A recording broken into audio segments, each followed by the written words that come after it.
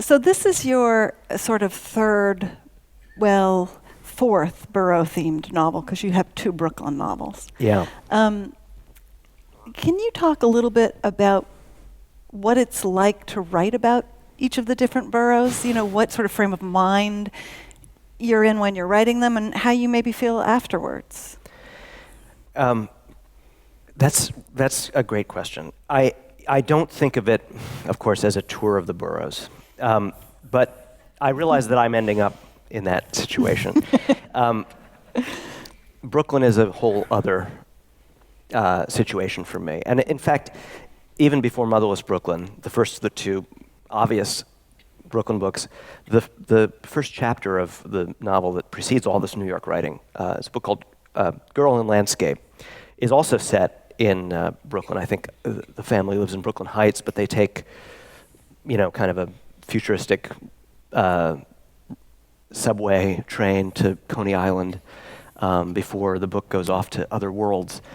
And there are short stories that precede this work. I mean, Brooklyn is my organic subject matter. And so I'll probably be back to Brooklyn before I can conceive of something to say about the Bronx or Staten Island. Actually, today I was on the FDR and I thought, maybe I'll do a Roosevelt Island novel. And so anything outside of Brooklyn is a kind of leap. But then again, to write about Brooklyn as I knew it growing up, I grew up, very near here, 3 subway stops, or that was how I counted it, because I was counting from Hoyt-Skirmhorn, 3 subway stops from Manhattan, and very much oriented. I mean, the whole world is oriented towards Manhattan. When you're in Brooklyn, and in that time, before the Renaissance, in the Dark Ages, and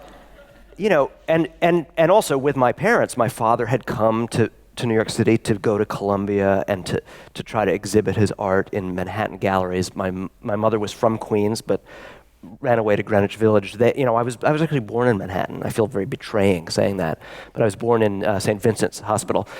So my parents' first home when I was born was an illegal loft on West Broadway, and the life we lived in Brooklyn, like a lot of people's, was, you didn't ignore the presence of Manhattan, right? It was this golden place that you participated in even as you were sort of exiled from it or at a remove. So this doubleness, when I say that my organic subject is Brooklyn, it contains its implicit relationship to, to be from the outer boroughs is to be pointed in some ambivalent, charged way towards the big city, and to feel that it belongs to you and it doesn't, to be possessed and dispossessed of the legacy of New York at the same time.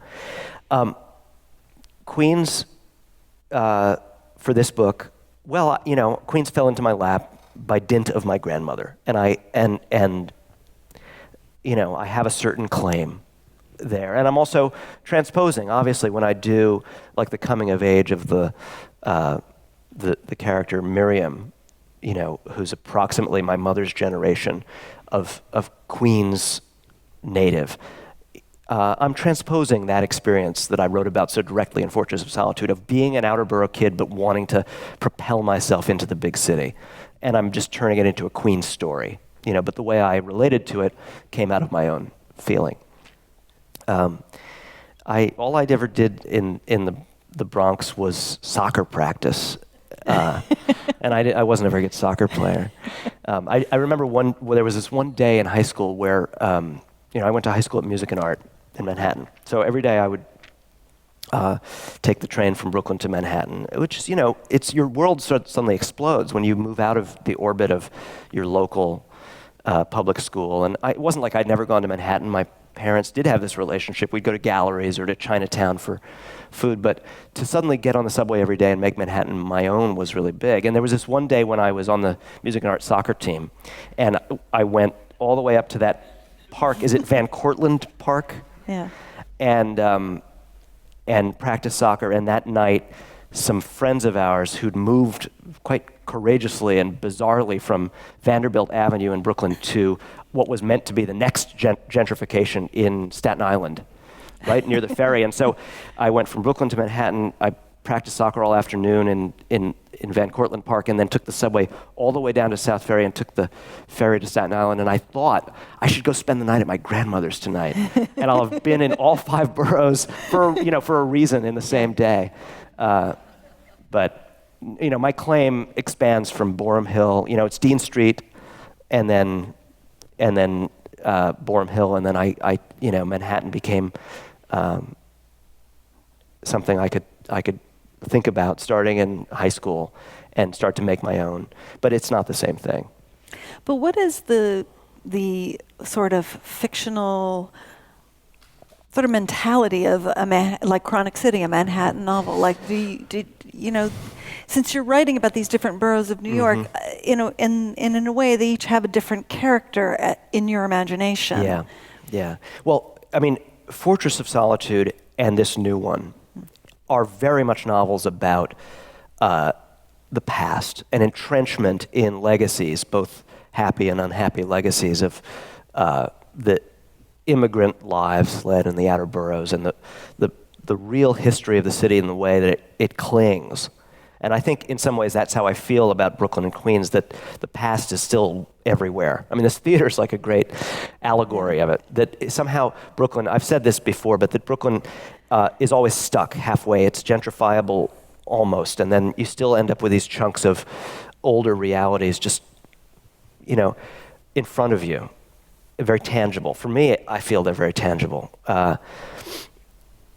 And Manhattan is a place that actually succeeds in transforming. It's, the Disney version of Times Square totally eradicates the Times Square I knew in the 70s as a kid.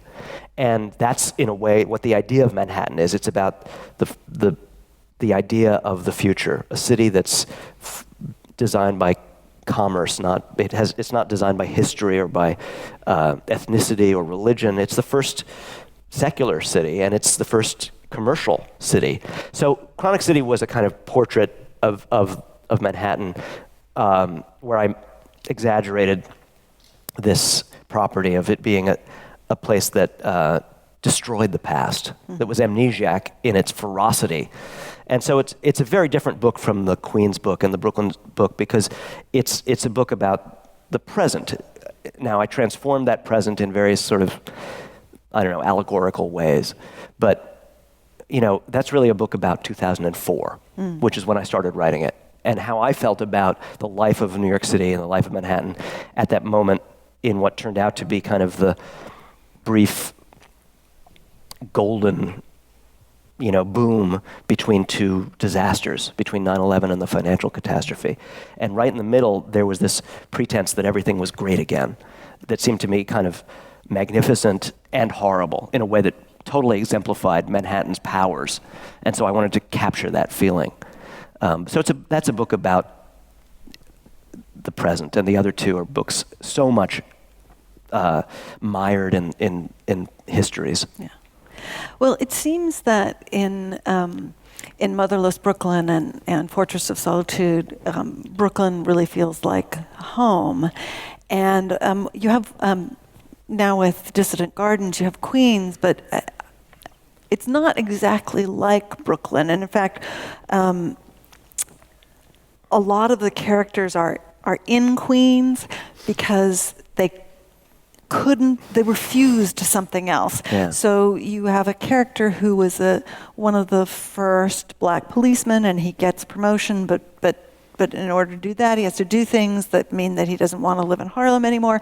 And Rose, the main character, who's obviously inspired by her grandmother, she's in the Communist Party with her husband, and he wants her to go live on this horrible Jewish communal farm in basically a kibbutz in New Jersey. Yeah.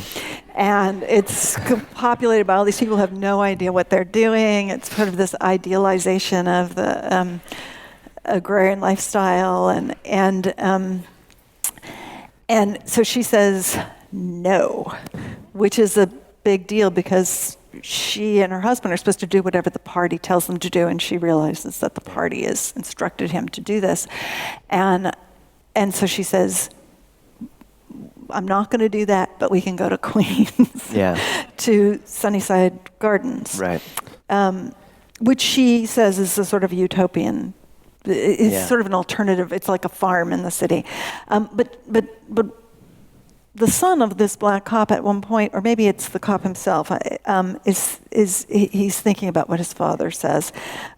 It describes an ache in the whole neighborhood to be over there instead. Uh-huh. And that seemed almost like the role that poor Queens has in this novel. Well, okay, so this is really, to me, this is very compelling, and it's to do with real histories of how the city is constructed. The difference between Brooklyn and Queens, superficially you might think, okay, so there are these two giant bedroom community zones for Manhattan, but that's a falsehood. Brooklyn was a rival city that was co-opted and annexed. It had its own identity, its own economic engines, its own civic center, which we live very near. And I mean, you can actually see this even in the grid of the subway system. The way all the lines come to Borough Hall or Nevin Street or, to within this very small area. Brooklyn was a rival city. And in fact, it was, if you look into the election, the city was asked, the residents of Brooklyn were asked to vote as to whether they wanted to join up with Greater New York, be annexed, and the vote was like within a few hundred votes, and it was probably fixed. So there's this very powerful, disenfranchised, wounded pride. Brooklyn was, maybe never as big a place as New York City, but it was its own place, and it was a rival place, and then it was kind of turned into a borough. And it's older.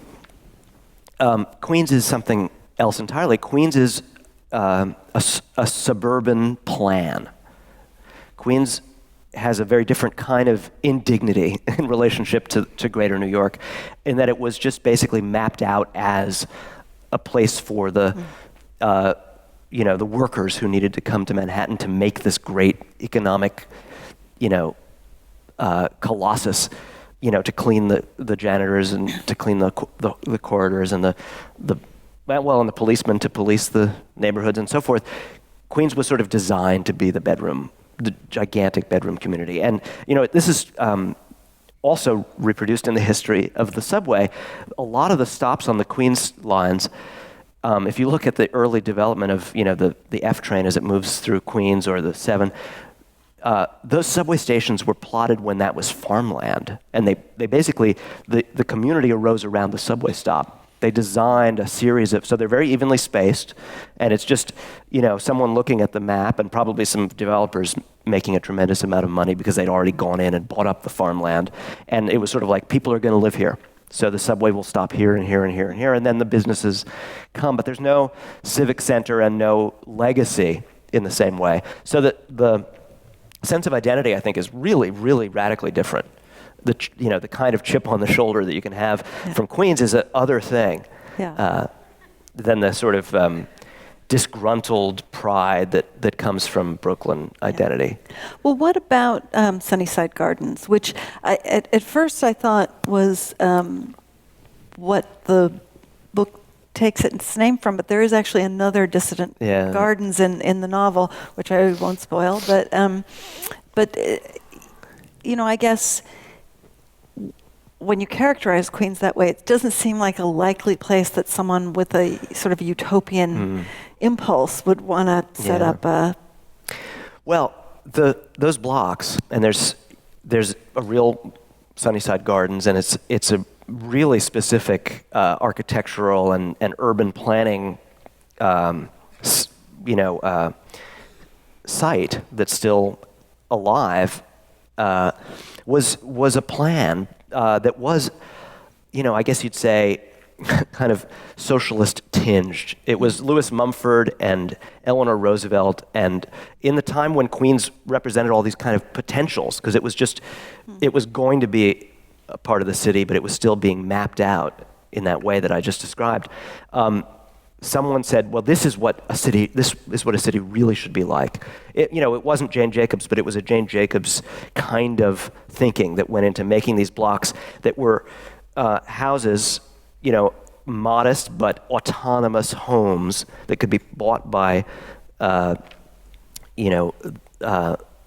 the middle class or lower middle class workers and give them a sense of autonomy and pride, but that would be built around blocks that were sort of turned inside out.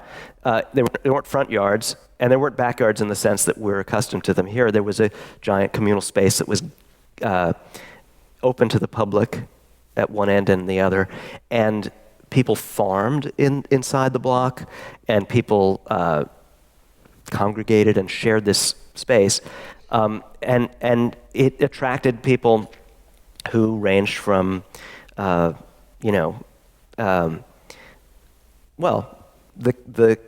just sort of communitarian-minded idealists of the early 20th century American life who not radicals by their own self-definition, certainly not revolutionaries, and it also attracted revolutionaries because they saw this and they were like, fantastic, and it's affordable and simpatico, and people are moving there, and so it became a bit of a hotbed, and in a way that obviously Eleanor Roosevelt wouldn't have necessarily been intending.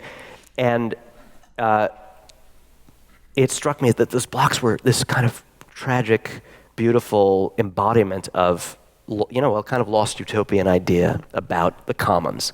Because if you go to walk around the Sunnyside Gardens blocks now, they've mostly been gated at either end, so they're not public spaces for non-residents anymore. And inside them, if you climb over the gate, as I was doing when I was researching the book, what you find is that these once communal spaces have been sort of balkanized bit by bit into conventional backyards, and someone will have put up a little fence and plop their grill there, but you can see on the ground literally the evidence of the pathways that once rambled through common areas, and it's just sort of like, there's that philosophical concept, the prisoner's dilemma. It's like once someone claims a portion of it for themselves, everyone's like, oh, it's not everybody's? I guess I better get mine. Yeah. And so it's a collapse of a commons in plain view right there. I was reading a New Yorker story about the refugee camps, Syrian refugees, and the guy who was running the camp said, people hate communal things. Every time we put one up, they take it all apart. And I thought of Rose, your main character, who goes there and who has this sort of dream. She's starts out as a member of the Communist Party, and she kind of gets her husband into hot water with them by refusing to go to the farm in New Jersey. And then the book opens with her being kicked out of the Communist Party for having an affair with a black cop. Could you talk a little bit about her? And I know that she was inspired by her grandmother and about that sort of, I think that the sort of dream, the utopian dream of communism, and it's such a fascinating relationship that Rose and then her daughter Miriam have to this ideal. Mm-hmm. Well, I think I learned so many contradictory things about the American left growing up, and they entered my body, just in this intuitive way. And then when I began to think I better sort this all out and research it, everything I learned was as contradictory as my intuitions. It was an impossible history that just it's total failure and it's total success in so many different ways, and the way that its legacies get folded in, any success gets claimed by the kind of liberal center, so that it didn't happen, and anything ridiculous and tragic or misguided becomes the only trail that you can discover. It only exists to be discredited, right? The American Communist movement. But the paradoxes are so tormenting and to think about, because it extends really from the American experiment. And yet it's also something about the nature of the American experiment that makes our country the least viable place for a communist party, much less than a European country because of our obsession with, different variations on freedom and individualism, and also because of this sort of expansionist myth. It's like, one of the tensions in the book is between the typical 1930s kind of Dust Bowl, Woody Guthrie sentimentalization of the farms and the agrarian life, when in fact, of course, the future of those kinds of sentiments is totally urban. It just points towards cities. Yeah. And farmers did not really want to be socialized at any point. But they still were this emblem of, the good life. And I was so puzzled by all of this. And so I just tried to make the characters vehicles for all of this baffling information. And more even than information, just the sense of yearning. Because it really isn't even about histories. Ultimately, it's about just the way, for me, when I think about my grandmother and I think about myself, I just think about the way a yearning to have things be transformed becomes tantalized by these ideologies or movements or assertions, and the way that yearning just finally tries to fit itself in to all these things, and then it also just falls out, and it's still there. We're still walking around wishing for another world. Well, this was, a moment when suddenly everyone thought they were having the exact same wish for another world. And then what do you do 10 years, 30 years, 50 years after you've made that beautiful mistake, right? Well, one of the things Rose says is that communists always end up alone, which is such a self-contradicting thing. But actually, I would like you to talk a little bit about your grandmother. I mean, I assume that's your avenue into this this character, and what was her relationship to all of these? Well, I only knew my grandmother as a kid, and I knew her, in the very late 60s and through the 70s, and what I knew was that she was this incredibly dynamic, intellectually ferocious, secular firebrand, but the center of her operation seemed to me veiled. She was like a dark area. It was like a big secret that couldn't be glimpsed. And instead it had split itself off into these bizarre passions for solving very tiny local problems or failing to solve them, just being indignant about them. And some of her causes, as I came to know them, were marvelous. She was devoted to the Queensborough Public Library, and she eventually got onto the board of the Queensborough Public Library, which I didn't do with my character. I just have it glanced at. But my grandmother actually served on this board where everyone else was basically like a hack politician or a local priest or judge who'd kind of been given this honorific. And she got on there as a local advocate for her branch, and she just had become so impossible and so involved that it's like they tried to kick her upstairs. And so she discovered how immovable this bureaucracy was from the inside and was deeply betrayed by this. But in the process leading up to that, she'd basically done so much volunteer work and insisted that so much support be drawn out of her neighborhood, her community in Queens, that I think the local library still shows the marks of her efforts. Mm-hmm. Well, that's kind of great, but it's also very doesn't connect to any theory or ideology or principle. It's just like libraries were this golden principle to her. Well, okay, I could kind of connect that. She loved books. She loved literacy. She was obsessed with language. One of the reasons I don't have like a Brooklyn accent is it was not permissible that I could sound that way. And my mother before me had her Queens accent, there were elocution lessons, and it was just like, you're going to be literate. And so there was this enormous valorization of literacy and the book, and it seemed to me a lot of energy transferred out of other areas into this obsession. And then there were local feuds and much more kind of gnomic, problematic, like there were bad people in her neighborhood. There were people who just weren't right. And sometimes she would claim to have discovered that they were, racists in some way. But it was obviously just she was an impossible person. Yeah. And had feuds with all her neighbors, Yeah. and everything was this like quilt of catastrophic, broken alliances, and I wrote about her before I wrote about her, and I disguised it totally. In Motherless Brooklyn, in my fifth novel, when I first wanted to really write about New York City, Frank Minna. For those of you who know this book or can remember it, if you read it. He's the guy who runs There's the guy who runs Carroll Gardens. Yeah. He's the local fixer, and he walks Court Street, going in and out of every business, and he has weird, to the boys who are saddled with this job of being his errand boys, everything seems like a weird map of alliances and secret influences, and he's always grabbing a little money here or saying, oh, don't talk to those people.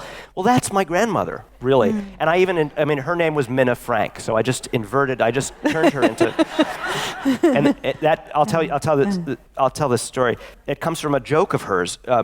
Her name was Minna Frank, and she used to always fill out forms. In New York City, you fill out a lot of forms if you're sending your kids to public schools, or if you're going to get free glasses from the Department of Health and Human Services, or whatever you're doing. If you're growing up in that era, the LaGuardia era, everything was a bureaucracy, and she would fill them out properly, last name first, first name last name first, and the person who would read it back when she was in the waiting room would always think that she was one of the typical people who'd failed to understand it. So they would say, Mr. Minna, Mr. Frank Minna, Mr. Minna, and she had this line that she would go up to the window and she would say, that's not a misdemeanor, that's a felony. But this was such a running joke in her life that she also, I think my mother got sick of hearing this story. Mr. Minna, Mr. Minna. So one day, and my grandmother was this, titanically charismatic, intense, single woman for a very, very long time. Now, we'll get into her sex life or whatever those mysteries are later, but I think my mother was always goading her to try to solve her loneliness. And so one day my mother said, somewhere there must be a Frank Minna, and you've got to find this guy.